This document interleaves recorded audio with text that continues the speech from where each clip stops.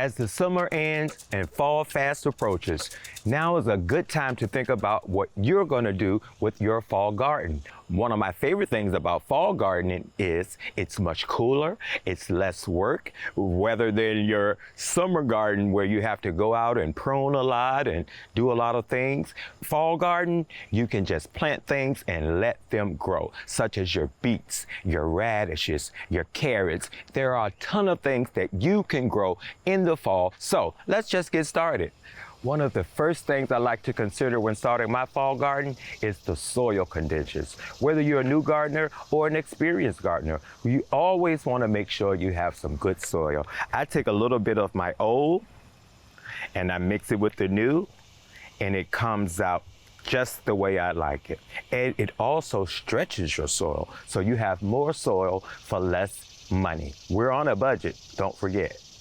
Second of all, check your first frost date. That's the date where the ground starts to freeze up at night, the temperatures reach in the 30s and below. So you want to make sure you have your seeds started well in advance before your first frost date. If you don't know when that is, just look it up on the internet, type in your city and state, and ask when is my first frost date, and it will tell you. And you want to plan your seeds accordingly. So today what we're going to do, we're going to start off by planting some seeds.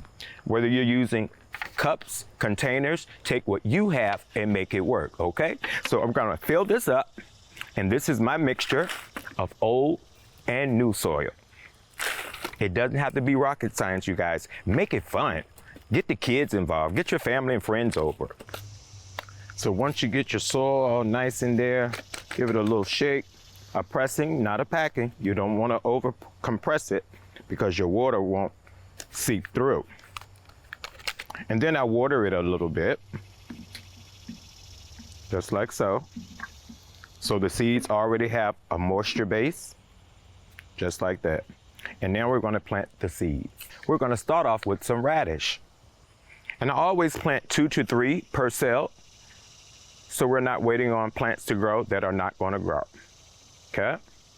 You can also direct sow these in the ground, but if you're growing in an apartment, or in a small space, you can grow these in containers as well. Then you want to put a thin layer over top, just like so. And just give it a little tap, just like that. Now what I'm gonna do is use my seed tray to start several varieties of these. So I'm gonna put that one there, and then I'm gonna start another one. I'm gonna plant lettuce, I'm gonna plant some beets, and I'm even gonna plant some beans for my fall garden. So remember, starting your fall garden can be fun, easy, and you can do it.